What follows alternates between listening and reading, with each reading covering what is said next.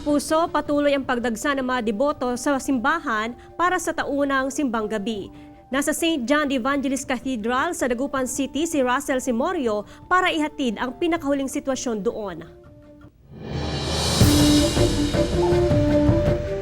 Russell?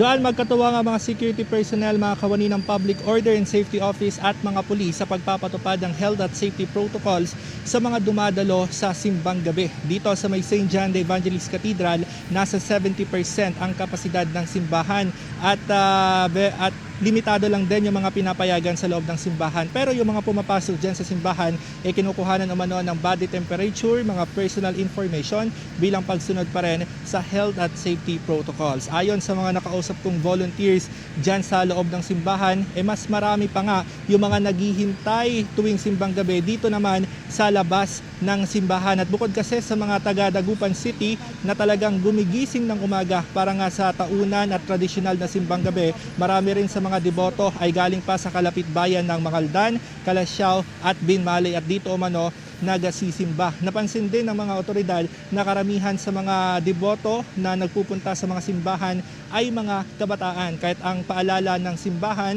walang dapat ibang intensyon yung mga dumadalo sa mga simbahan kundi makinig sa homily o makinig sa mga salita ng Diyos. At para naman sa mga taga Pangasinan, binago po yung umiiral na curfew hours dito sa lalawigan. Naglabas ng bagong executive order ang provincial government para paiksiin ang curfew hours. Mula sa 10 p.m. hanggang 4 a.m. ay umiiral na po yung curfew hours dito sa buong lalawigan ng Pangasinan ng 10 p.m. to 3 a.m.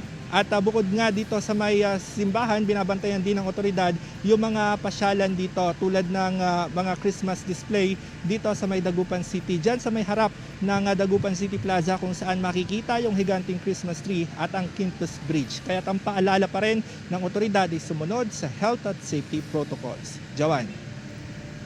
Russell, meron bang ibang alternatibo para sa mga deboto na hindi makapunta sa mga simbahan para nga sa simbang gabi?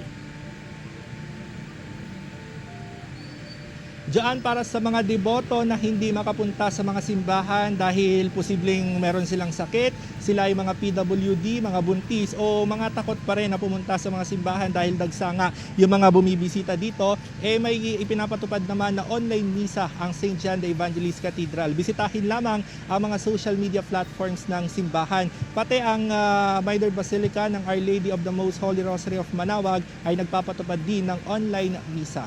Jawan. Maraming salamat, Russell Simorio.